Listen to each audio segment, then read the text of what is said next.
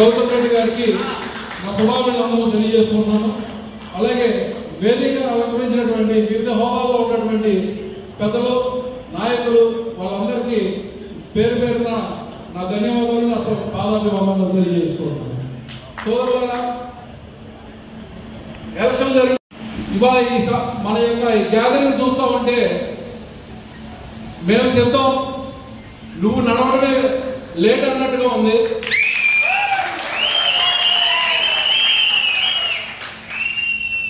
కాబట్టి ముందుగా వేదికన పైన ఉన్నటువంటి నాయకులు ప్రసంగించిన చిరంజీవి గారు పైకి రావాల్సింది. సిడిసి చైర్మన్ అయినటువంటి రాజుపాటి రామచంద్ర గారు ఈ సభను ఉద్దేశించి ప్రసంగిస్తారు. ఒకడు వచ్చాడు వెళ్ళిపోయాడు, రెండో వాడు వచ్చాడు వెళ్ళిపోయాడు, మూడో వాడు వచ్చాడు మా పార్టీలోకి వచ్చాడు, నాలుగో వాడు వచ్చాడు ఏముంటాడా అని మాట్లాడుతున్నాడు. ఈ వేదిక ద్వారా మీ అందరి ద్వారా కూడా నేను ఒకటే విషయాన్ని తెలియజేసుకున్నాను.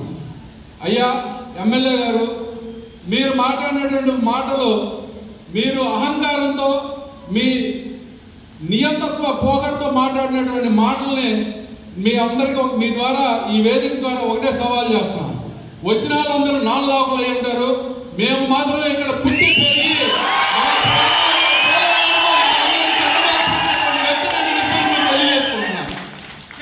నాన్ లోకల్ వచ్చారు వెళ్ళారు, కానీ నువ్వు లోకంతో తలబడుతున్నటువంటి విషయాన్ని నువ్వు గ్రహించుకోవాలి. ఇక్కడ 3 మండలాల్లో ఉన్నటువంటి శక్తి సామర్థ్యాలు నీకు తెలియదు కాబట్టి పిచ్చి ప్రజాపాలు చదవడం మానేసి మీ అందరికీ ఏ కష్టం వచ్చినా నష్టం వచ్చినా పార్టీ తరఫున జగన్మోహన్ రెడ్డి గారి ఆదేశాల మేరకు మనం అందరం జగన్మోహన్ రెడ్డి గారి వారసులు. వెన్నడుగు ఏంటంటే వెన్ను చూపడం ఏంటంటే తెలియనటువంటి నాయకుడి కింద పనిచేస్తున్నాం మనం. శక్తి సామర్థ్యాలు ఉన్నటువంటి నాయకుడి కింద పనిచేస్తూ మేము ఎంతో గర్వంగా ఫీల్ అవుతున్నాం. కాబట్టి అన్న, మీ ద్వారా మీరు కోరుకున్నది ఎటువంటి పరిస్థితుల్లోనూ మా కంటలో ప్రాణం ఉందిగా ఈ 4 సంవత్సరాలు కూడా ఎటువంటి కార్యకర్తకి ఎటువంటి ఇబ్బంది వచ్చినా కూడా వెంటనే స్పందిస్తామని చెప్పి నాకు మీ అందరి నాయకులు కూడా సహకరించాలని పేరు పేరుగా కోరుకుంటూ, అలాగే ఇప్పుడు మా సోదరులు నాయకులు జడ్పీటీసీ సభ్యులైనటువంటి ఏదైనా దాడి కానీ లేకపోతే వాళ్ళ ఆస్తులు ధ్వంసం చేయడం కానీ ఇటువంటి దుశ్చర్యలకు కనుక పాల్పడితే గతంలో ఏం జరిగిందో నాకైతే తెలియదు.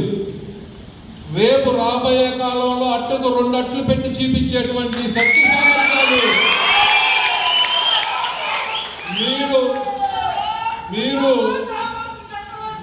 మీరు ఈ అన్నిటికీ స్వస్తి చెప్పి అభివృద్ధి కార్యక్రమాలు, ప్రజలకు సేవ ఎలా చేయాలి, మెరుగైన సేవలు ఎలా అందించాలి అనేటువంటి వాటి మీద దృష్టి పెడితే మేము కూడా మీకు సహకరించడం జరుగుతుంది. అయ్యా, ఈ వేదిక ద్వారా యావత్ నాయకులందరికీ, తెలుగుదేశం నాయకులు కావచ్చు, నాయకత్వాలు కావచ్చు తెలియజేస్తున్నాం. ఈ పెనమలూరు నియోజకవర్గంలో ఈ రోజు నుంచి ఏ ఒక్క వైసీపీ నాయకుడు, కార్యకర్తలు వాళ్ళ ఆస్తులు కానీ వాళ్ళ మీద భౌతికమైన దాడులు కానీ చేయడం జరిగితే దాని తదుపరి చర్యలు కూడా అంతే తీవ్రంగా ఉన్నాయని హెచ్చరిస్తున్నాను. బహుశా ఏ స్థాయిలో ఉంటాయనేది నేను మండల ప్రెసిడెంట్గా ఉన్నప్పుడు గ్రామ ప్రెసిడెంట్గా పనిచేసినటువంటి స్థానిక శాసనసభ్యుడికి బాగా తెలుసు. కాబట్టి మనం ప్రత్యేకంగా దాని గురించి చర్చించాల్సిన అవసరం లేదని తెలియజేసుకోవాలి. ఇప్పుడు మన పార్టీ క్రియాశీలక నాయకుడు ఉయ్యూరు టౌన్లో కొండపల్లి రమేష్ గారు అకాల మరణం చెందడం జరిగింది. కావున వారికి మా తీవ్రమైనటువంటి సానుభూతి వ్యక్తం చేసుకుంటూ మన అందరం కూడా ఒక 30 సెకండ్ల పాటు ఆయనకి నివాళులు అర్పించాం.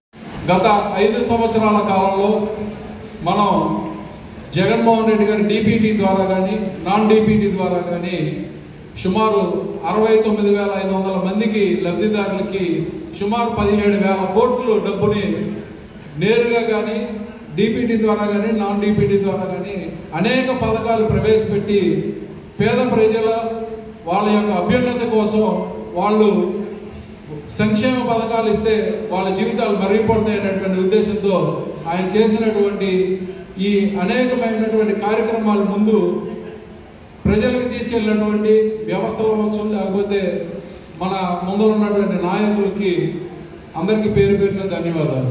మనం చేయగలిగినంత చేసేనంత చేసాం. సరే,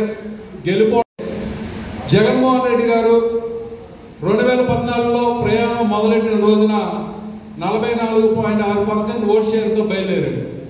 మనకి 11 సీట్లు ఈ రోజుకి వచ్చినా కూడా మన ఓట్ షేర్ వచ్చి 40%.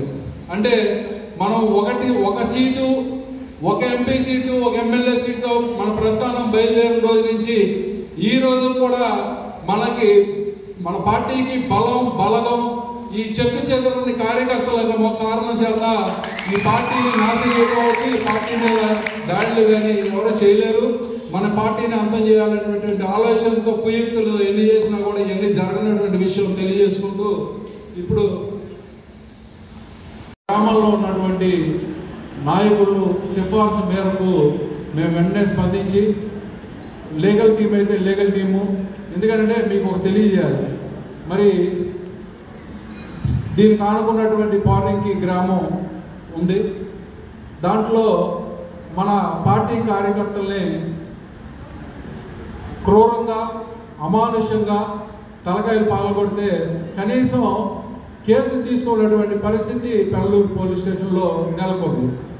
వాళ్ళు ఏంటి వాడు చేసిన పాపం అంటే కేవలం వాడు వైఎస్ఆర్ జెండా వాడి ఇంటి మీద పెట్టాడు. అది పెద్ద నేరం.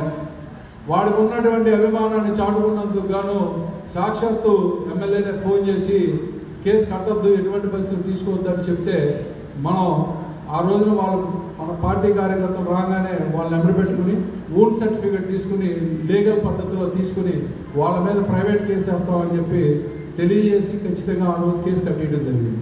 అదేవిధంగా మనం చిన్నోగిరాల గ్రామంలో చూసుకుంటే మరి అక్కడ ఉన్నటువంటి జెండా దిమ్మల్ని పీకేయడం ఇవన్నీ చేస్తున్నాం.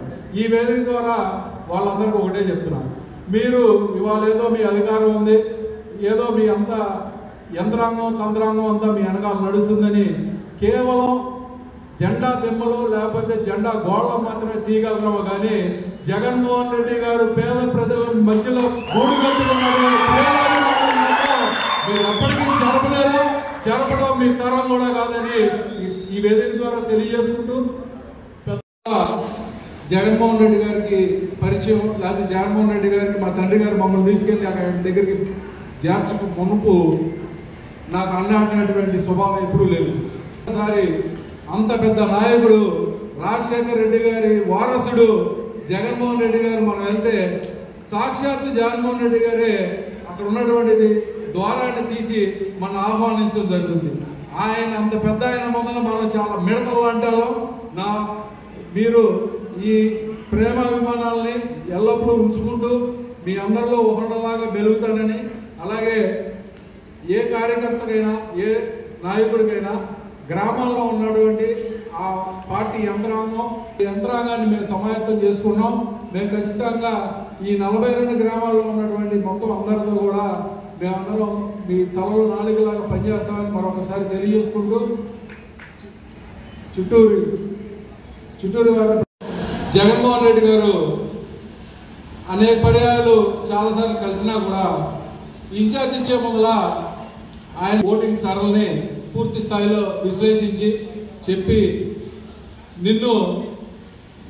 నేను నాతో పాటు ఈ అసెంబ్లీలో తీసుకెళ్లాలన్నటువంటి కాంక్ష నాలో ఉంది, నీకు ఖచ్చితంగా నేను వెళ్ళి జాగ్రత్తగా పనిచేస్తూ నేను తీసుకెళ్ళాలని చెప్పి ఆయన నన్ను ఆశీర్వదించి వెళ్ళి పనిచేసుకోమని చెప్పడం జరిగింది.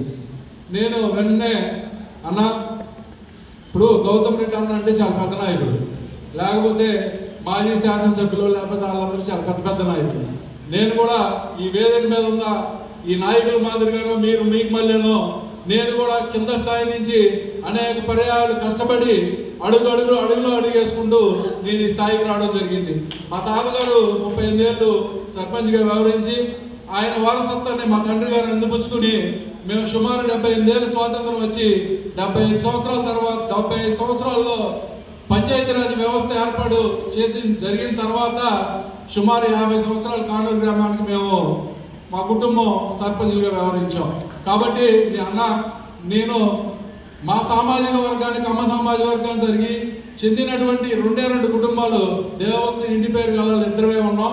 కానీ మాకు ఎప్పుడు బడుగు బలహీన వర్గాలు అన్నదండంతో కాపు సామాజిక వర్గానికి అండదండంతోనే మేము ఈ స్థాయికి వచ్చామని చెప్తే నేను ఎప్పుడు ఆ సామాజిక వర్గాన్ని వెనకేసుకొచ్చినట్టు రాజకీయాలు చేసినటువంటి సందర్భం ఏ రోజు లేదని ఆ రోజు జగన్మోహన్ రెడ్డి గారికి చెప్పడం జరిగింది. తర్వాత మేము చాలా చిన్న స్థాయి నాయకుడు కాబట్టి కార్యక్రమం నేను నా బలస్కంధాన్ని వేసుకుంటానని నేను సమావేశం ద్వారా తెలియజేసుకుంటూ, అలాగే ఇప్పటికే చాలా కాలాతీతమైంది. గౌతమ్ రెడ్డి అన్న మన కోసం పాపం బాధపడుతున్నా కూడా వీడు వదలలేదు, వీడు వదిలేయడం కుదరదు అనేటువంటి ఆలోచన ఆయన బాధపడుతుంటారు. చివరిగా ఇప్పుడు మన అన్న గౌతమ్ రెడ్డి అన్న వాటి నియమ నిబంధనల గురించి, లేకపోతే నియమావళి గురించి, లేకపోతే ఏ విధంగా మనం ఆయనకి సహాయపడాలి, మనం నాయకులుగా లేకపోతే గ్రామాల్లో ఉన్నటువంటి పరిస్థితి